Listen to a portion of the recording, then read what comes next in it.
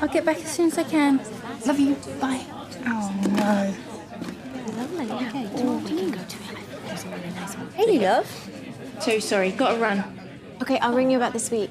Thanks, love you both. See you. The afternoon will be better. Nana. Hello, Hayley, darling. I'm so sorry. Oh, it's not too bad. I got this. Oh, How are you, though? thank you. I'm so sorry. Oh, poor thing. Let me clear this up.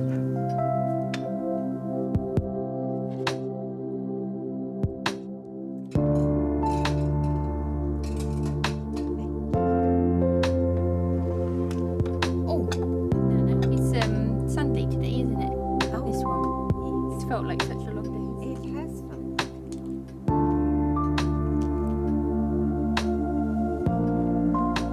Thanks, Nana.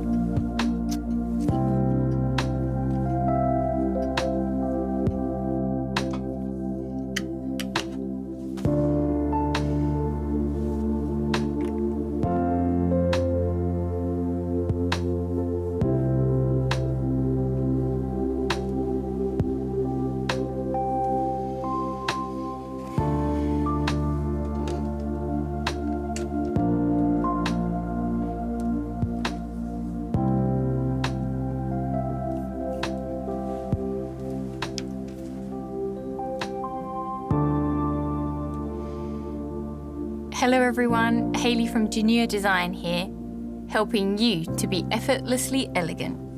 I want to welcome my new followers and thank everyone for subscribing to this channel. So first up, I got this gorgeous earring and necklace set. And as you can see, the first is I've done it this nude tone. And that's great because it Can you goes with believe any her? outfit that you can wear. Haley's business feed. But what makes this set really special, giving you that understated elegance look. If you haven't done so already, please hit the subscribe button below. Because as you know, when you look this good, you feel great.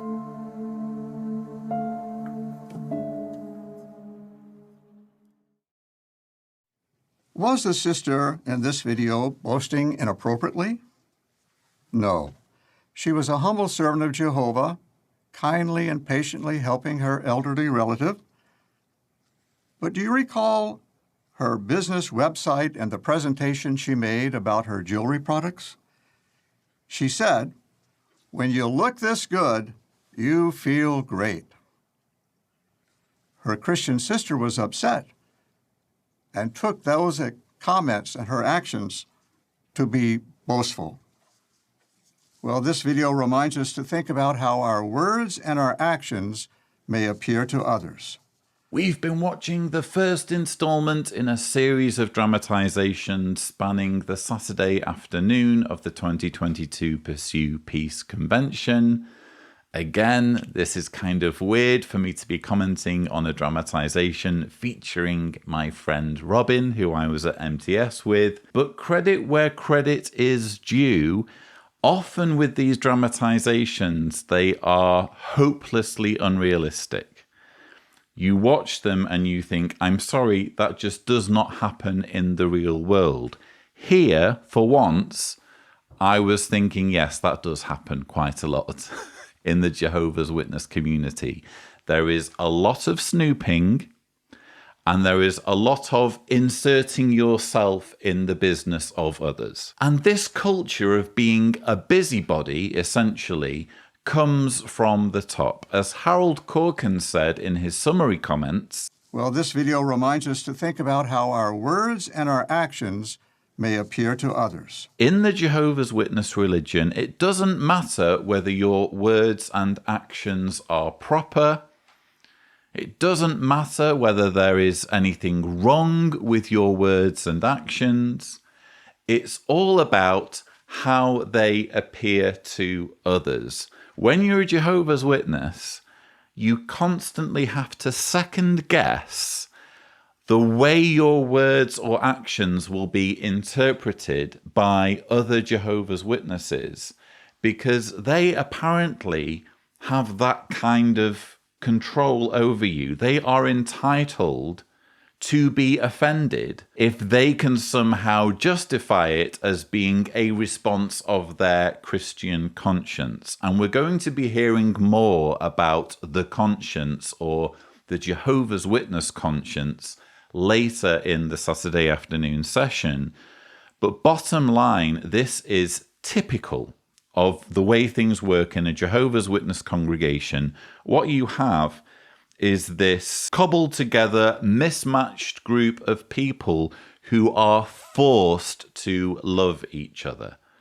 When you're a Jehovah's Witness, there is such a thing as compulsory love, or as they put it, agape. You have to love your fellow brothers in the congregation, even though the only thing you have in common is the religion. So we're talking, let's say there's 100 people in a congregation. I'm sure it's slightly less now in many congregations. But in my day, a typical number in a congregation would be 100. So let's say you have 100 people in a congregation. They could come from all walks of life. They could be all ages, all backgrounds, all personalities. And you have to get on with them. You have to consider them not just your friends, but your brothers. And what that inevitably means is that there is gossip. The Jehovah's Witness grapevine, when it swings into action, is something to behold. If you're in the same congregation as someone else, you feel entitled to know all of their business. Hardly anything of significance happens in a congregation to a person without the rest of the congregation finding out about it at lightning speed.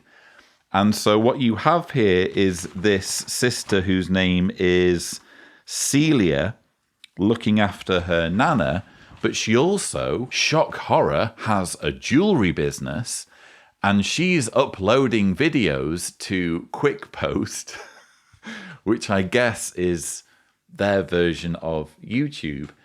She's uploading videos to promote her products, and Emily is choosing to watch these videos. No one's forcing Emily to watch the videos, by the way. She is going to the effort of going on Celia's website or going on Celia's Quick Post channel to watch her videos, whereupon she is feeling offended. And I'm here to tell you, the Jehovah's Witness religion gives its followers no end of excuses to feel entitled when it comes to taking offense.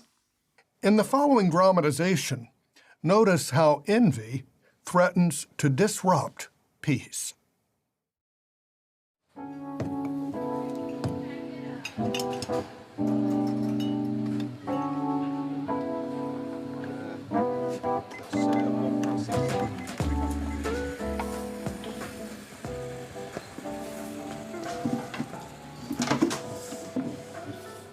Really?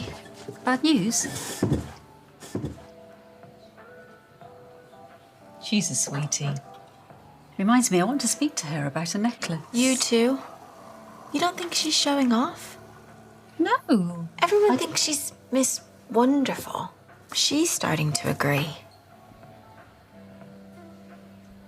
Is this just about Hayley? Seems it's all about Hayley. Your tea's getting cold. And you're changing the subject. No, but you've brought this up before. What is it? You're friends. You pioneer together. Yeah, and that's why I'm concerned. Concern is good. But is there just a little bit of envy in there?